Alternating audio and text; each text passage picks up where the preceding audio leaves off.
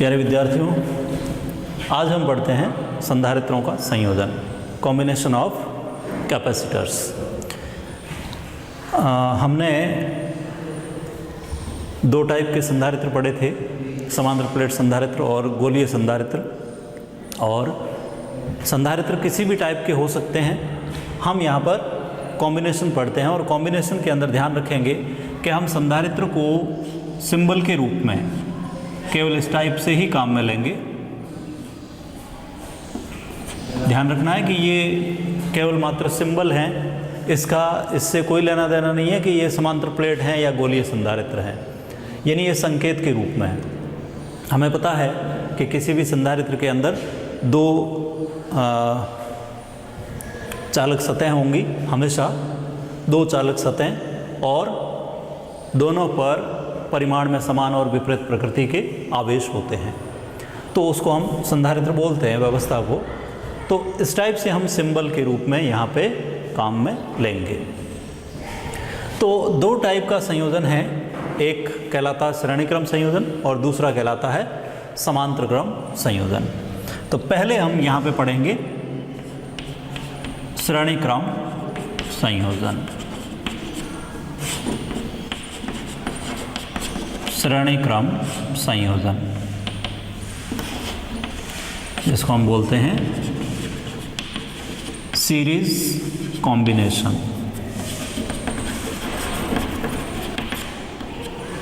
Series combination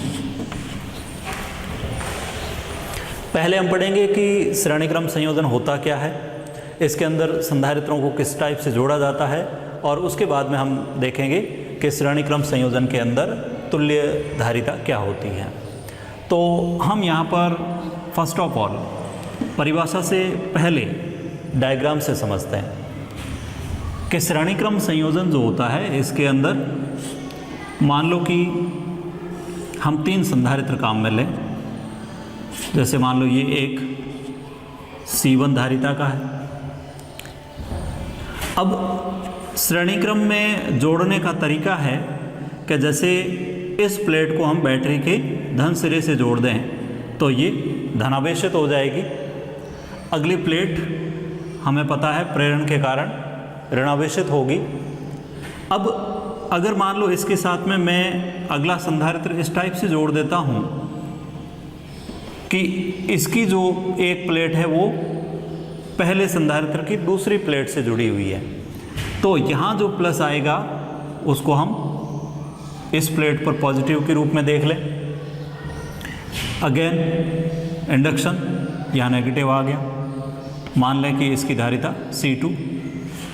अगले संधारित्र की पहली प्लेट दूसरे संधारित्र की दूसरी प्लेट से जोड़ दें, मान लें इस टाइप से। ये मान लो धारिता C3 और इसकी भी ये पॉजिटिव नेगेटिव। पहले संधारित्र की पहली प्लेट को हम बैटरी के धन सिरे से जोड़ दें और अंतिम संधारित्र की दूसरी प्लेट को बैटरी के ऋण सिरे से जोड़ दें। ये मान लो V विभव की, V वोल्टेज की बैटरी है हमारे पास में। तीन संधारित्र हमने लिए हैं C1, C2, C3 और तीनों को इस टाइप से जोड़ा है। तो सिंपल सी बात है कि संधारित्र की पहले संधारित्र की पहली प्लेट बैटरी के प्लस से जुड़ी है तो वो धनावेशित हो गई। उसके बाद में प्रेरण के कारण आवेश आगे से आगे डिस्ट्रीब्यूट हो रहे हैं C1, C2, C3 पर। तो ये सीरीज कॉम्बिनेशन कहलाएगा। हम इसको डिफाइन कैसे करें? तो डिफाइन करने का तरीका ये है कि मान लें कि इस बैटरी के धन सिरे से आवेश Q जो हैं वो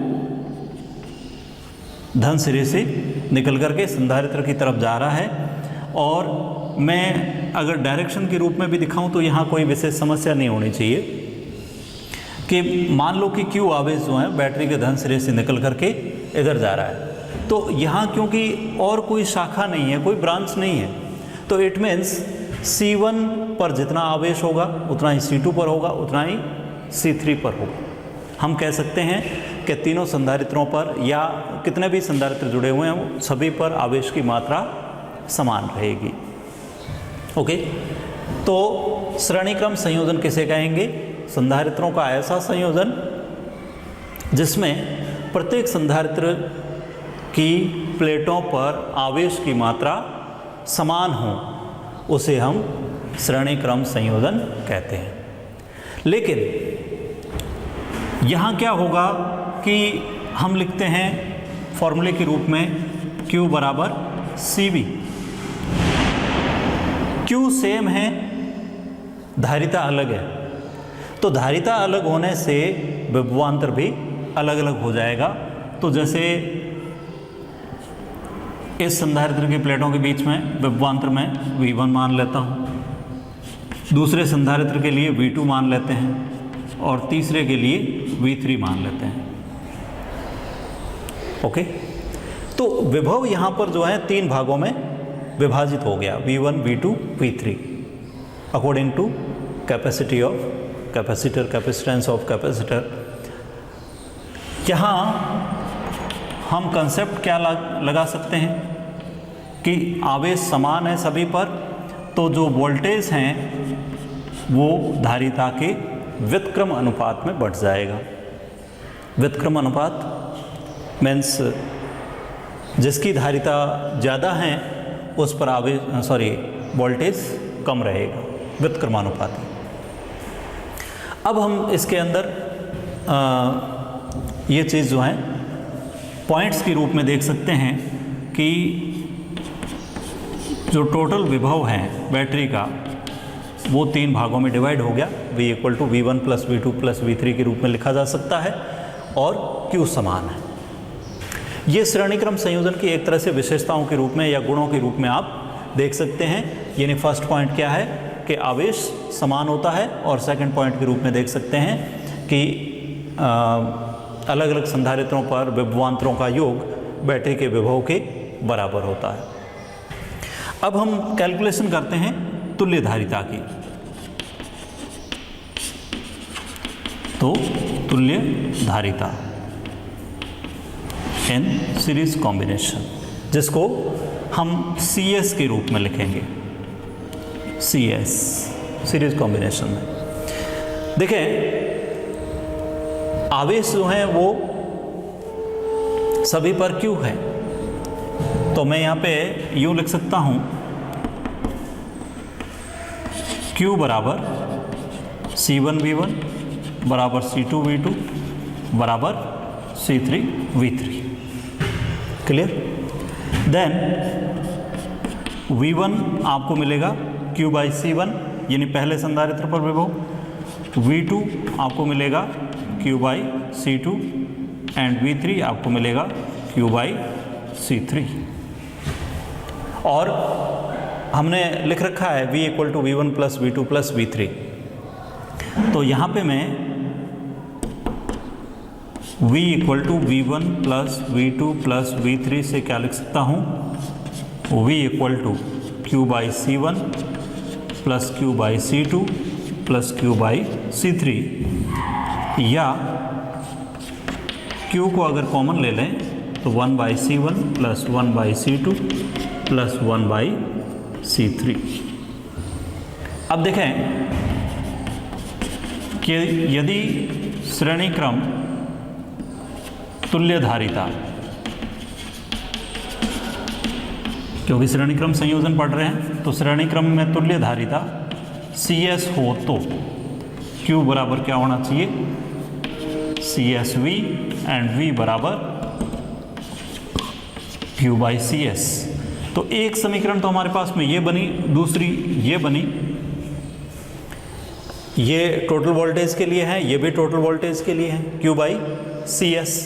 तो इट मीन्स यहाँ से अगर हम देखें बाई इक्वेशन 1, तो मैं लिख सकता हूँ Q by CS equal to Q 1 by C1 plus 1 by C2 plus 1 by C3। Q से Q कैंसिल हो जाएगा, तो 1 बाई CS हमें मिलेगा 1 by C1 plus 1 by C2 plus 1 by C3। Okay, तो यहाँ पे हमें तुल्य धारिता, श्रेणी क्रम में तुल्य धारिता कैसे मिली? तुल्य धारिता का व्युत्क्रम अलग अलग धारिताओं के व्युत्क्रमों के योग के बराबर होता है। समझ में आ गई? श्रेणीक्रम संयोजन में तुल्य धारिता का व्युत्क्रम अलग अलग धारिताओं के व्युत्क्रमों के योग के बराबर होता है। तो इसका मतलब ये हुआ कि यहाँ पर जो तुल्य धारिता है व्युत्क्रम योग के रूप में है, तो सिंपल सी बात है कि यहाँ आपको न्यूनतम धारिता प्राप्त होगी। और न्यूनतम धारिता कितनी प्राप्त होगी वो भी हम देख सकते हैं।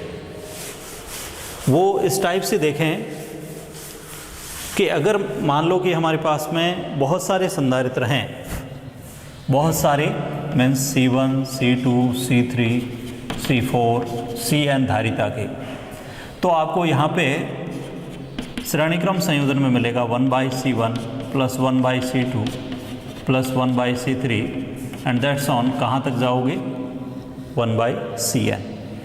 और अगर यहाँ कंडीशन दे रखी हो कि C1, C2, C3, Cn सारे इक्वल हैं, C के बराबर हैं, तो हम लिखेंगे 1/Cs 1/C 1/C 1/C। कितनी बार 1/C? n bar. And n is very greater than 1, एक से बहुत बड़ा है, तो हम इन सभी स्टेप्स को नेगलेक्ट करके डायरेक्ट लिख सकते हैं 1/Cs इक्वल टू n/C और Cs equal to C/n। Very important formula कि अगर श्रेणी क्रम में बहुत सारे संधारित्र जोड़े गए हों तो तुल्य धारिता क्या होगी? अगर मान लो सभी संधारित्रों के मान समान हैं तो तुल्य धारिता 1/n गुणा रह जाएगी। 1/n गुणा, अगर मान लो 2 संधारित्र हैं तो C/2 आएगी, 3 है तो C/3 आएगी, 4 हैं तो C/4 आएगी। इट मीन्स जितने संधारित्र जोड़ेंगे उतने गुणा से धारिता घट जाएगी। अगर हम यहाँ पे केवल 2 संधारित्रों के लिए देखें, अगर 2 ही संधारित्र हों तो 1/Cs equal to 1/C1 plus 1/C2, 1/Cs equal to C1 into C2 को एल्शियम लें तो ऊपर मिल जाएगा हमें C1 plus C2 and Cs equal to C1 C2 by C1 plus C2। इसको यूं समझें कि ऊपर हमने गुणा किया है, नीचे योग किया है। ये एक तरह से वर्बली याद रखने लायक फॉर्मूला है कि अगर हमारे पास में 2 ही संधारित्र हैं तो उस केस में हम डायरेक्ट जो हैं उन दोनों संधारित्रों का व्युत्क्रम योग न करके सीधा ही जो है CS निकाल सकते हैं। कैसे? कि जो भी 2 धारिताएं दे रखी हैं उनका गुणा करके और योग का भाग दे देना उसमें, यानी गुणा बटा योग। सिंपल सा एग्जाम्पल के तौर पर अगर हम लें एग्जाम्पल कि जैसे हमारे पास में C1 बराबर 2 माइक्रोफैरड है, C2 बराबर 4 माइक्रोफैरड है, तो फिर CS क्या मिलेगा? 2 × 4 बटा 2 प्लस 4 मीन्स 8/6 और 4/3 माइक्रोफैरड। बहुत सिंपल आंसर है। अदर देन आप अगर इस टाइप से करेंगे तो पहले एल्शियम की ट्राई करोगे, फिर ऊपर जो है ऐड करोगे। हालांकि यहाँ पे एल्शियम के रूप में भी आपको बहुत सिंपल सा एक फंडा बता देता हूँ कि एल्शियम हमें यहाँ पे ट्राई नहीं करना चाहिए, बल्कि हमें क्या करना चाहिए, जो भी दे रखे हों उनको डायरेक्ट मल्टीप्लाई कर लो, वही एल्शियम है। तो अगर यहाँ से भी कोई अगर करता है कि भाई हम तो फंडामेंटल फार्मूले से ही करेंगे, तो फिर एल्शियम लेते टाइम ध्यान रखें कि आपको एल्शियम ट्राई नहीं करके डायरेक्ट ये देखना है कि इनका मल्टीप्लिकेशन क्या है। जैसे यहाँ पर सिंपल सा यही आ रहा है 2 × 4, तो ये इनका मल्टीप्लाई ही है। और वैसे भी क्योंकि इस फॉर्मूले से मैंने लिखा है गुणा बटा योग। तो बहुत सिंपल सा आंसर आप देख सकते हैं 4/3 माइक्रोफैरड। एक बार बोर्ड एग्ज़ाम के अंदर इस टाइप का क्वेश्चन आया था जिसमें ये दिया था कि एक संधारित्र की जो धारिता है वो तो है 15 माइक्रोफैरड और CS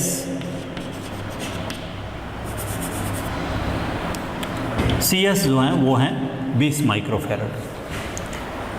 मीन्स हम यहाँ पे दो संधारित्रों का संयोजन ही पढ़ रहे हैं, श्रेणी क्रम संयोजन, जिसके अंदर दे रखा है कि संयोजन की तुल्य धारिता 20 माइक्रोफैरड है और C1 आपको 15 माइक्रोफैरड दे रखा है।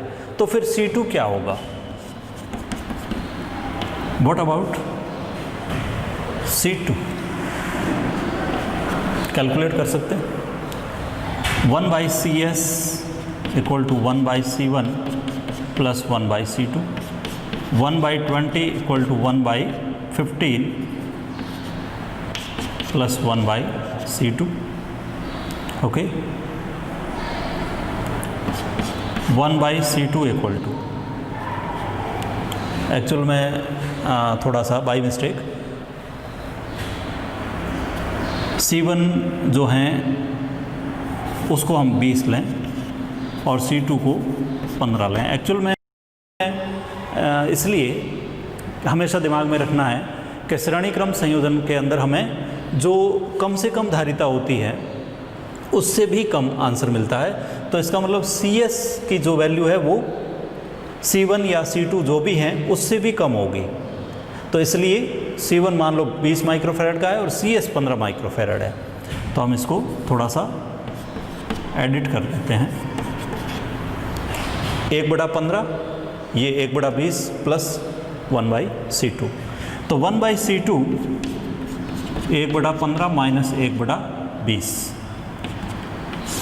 अब यहाँ एलसीएम के लिए आपको, जैसे मैंने अभी कहा कि एलसीएम के लिए ट्राई नहीं करना है। यूँ नहीं सोचना कि भाई हम जो है पहाड़े बोलें और फिर देखें कि 20 का भाग किस में जा रहा है, 15 का भाग किस में जा रहा है। दैट्स मेरे अकॉर्डिंग जो हैं ये चीज़ें यहाँ अपने फिजिक्स के लेवल से कोई विशेष नहीं है। आप डायरेक्ट क्या कर लें, 15 × 20 ऊपर 15 × 20 में 15 का भाग दोगे 20 आएगा, 20 को 1 से गुणा करोगे 20 आएगा, और 15 × 20 में 20 का भाग दोगे तो 15 आएगा, 15 को 1 से गुणा करोगे तो 15 ही आएगा। तो ये आपको मिल जाता है 5 मैं लिख सकता हूँ 300। ये 1/CS है तो CS क्या हुआ 300/5 एंड दैट्स 60 माइक्रोफैरड। बोर्ड का क्वेश्चन है, ओके। तो वेरी सिंपल, हमने श्रेणी क्रम संयोजन पढ़ा है, उस पर आधारित ये बहुत सिंपल सी प्रैक्टिस पढ़ी। आपको प्रैक्टिस इस टाइप की भी दी जा सकती है। कैसे? जैसे जो मैंने पहले से डायग्राम बना रखा है उसी में मैं कुछ जो है वैल्यूज़ ऐड कर लेता हूँ। वैल्यूज़ इस टाइप से कि जैसे C1 की वैल्यू 1 माइक्रोफैरड है, C2 की वैल्यू 2 माइक्रोफैरड है एंड C3 की वैल्यू 3 माइक्रोफैरड है। क्लियर? और मान लो कि V की वैल्यू दे रखी है 100 वोल्ट। आपको V1, V2, V3 कैलकुलेट करना है। कैलकुलेट V1, V2, V3, जबकि C1, C2, C3 दे रखे हैं, V दे रखा है, ओके। तो फर्स्ट ऑफ ऑल हम क्या करेंगे, यहाँ पे CS निकालेंगे। और ध्यान रहे कि क्योंकि 3 संधारित्र हैं तो मैं डायरेक्ट यहाँ पे CS नहीं निकालूंगा, 1/CS निकालूंगा। 1/C1, 1/C2, 1/C3। एक बात और ध्यान रखें कि हालांकि हम जो हैं मात्रकों में कन्वर्जन करते हैं कि माइक्रो है या नैनो है, मिली है, जो भी हैं उनको हम 10 की पावर के फॉर्म में लिखते हैं, लेकिन यहाँ पे आपको लिखने की ज़रूरत नहीं है। इसलिए ज़रूरत नहीं है क्योंकि अगर C1, C2, C3 माइक्रोफैरड में दे रखे हैं तो जो तुल्य धारिता है वो भी हमारी माइक्रोफैरड में आ जाएगी। इसलिए हम डायरेक्ट ही रख रहे हैं 1, 2, 3। एलसीएम क्या आ जाएगा, 1 × 2 × 3 दैट्स ईजी। तीनों का मल्टीप्लाई ही एलसीएम है, तो वहाँ पे हमें ये देखने की कोई ज़रूरत नहीं है कि भाई हम 6 लिखें कि 12 लिखें, क्या लिखें। 1 2 3, 1 से डिवाइड करोगे 1 ही आएगा। It means 2 × 3 6। 2 का इसमें भाग दोगे 3, 3 का भाग दोगे 2, कितना आ गया 11/6, या CS आएगा 6/11 माइक्रोफैरड। क्लियर? तो 1 2 3 माइक्रोफैरड की यहाँ पे तुल्यधारिता हमें मिल गई 6/11 माइक्रोफैरड। अब हम क्या करेंगे, जैसे सिंपल सा है कि V1 को हमने लिखा था Q/C1, V2 को Q/C2 एंड V3 को Q/C3। तो इट मीन्स हमारे पास में आवेश होना चाहिए। तो आवेश होना चाहिए, तो आवेश क्या होगा, CS × V, 6/11 × 100, यानी 600/11। और यहाँ पर भी कि धारिता माइक्रोफैरड में है, तो आवेश किस में आ जाएगा, माइक्रोकूलम में। तो आवेश आ गया हमारे पास में। और आवेश आने के बाद में सिंपल सा है, V1 = Q/C1 से 600/11 × 1, माइक्रो से माइक्रो कैंसिल हो जाएगा। इट मीन्स ये हमें किस में मिलेगा, वोल्ट में। V2 हमें क्या मिलेगा, 600/11 × 2, यानी 300/11, ये भी किस में, वोल्ट में। और V3 हमें क्या मिलेगा, 600/11 × 3, मीन्स 200/11 वोल्ट। और जब आप तीनों को ऐड करोगे, यानी V1 + V2 + V3, तो आपके पास में क्या आना चाहिए, 100 वोल्ट। ये 600/11 है, ये 300/11 है, अगला 200/11, तो 1100/11। It means 100 volt. क्लियर है? तो इस टाइप से हमने जो है श्रेणी क्रम संयोजन को पूरा डिफाइन किया। अच्छी तरह से अपने जो है नोट्स आप प्रिपेयर कर सकते हो, साथ साथ में न्यूमेरिकल्स प्रॉब्लम भी। जैसे कुछ स्टूडेंट्स के मेरे पास जो हैं कमेंट्स आए थे कि थ्योरी के साथ साथ मैं न्यूमेरिकल भी हूँ, तो मैं अपने हिसाब से जो है अब यहाँ पे ये ध्यान रहे कि इन न्यूमेरिकल्स का किताब से लेना देना है या नहीं है, वो मुझे पता नहीं है। आप अगर आपको डिफरेंट डाटाज मिलते हैं किताब के अंदर, तो वो क्वेश्चन आपको करने हैं। बट मेरे एफर्ट से मैं जो है इस टाइप के, यानी बोर्ड के अंदर आए हुए हैं या जो भी इस टाइप के क्वेश्चंस बन सकते हैं, उनकी पूरी ट्राई करेंगे। ओके, तो समांतर क्रम संयोजन हम जो है नेक्स्ट वीडियो के अंदर पढ़ेंगे।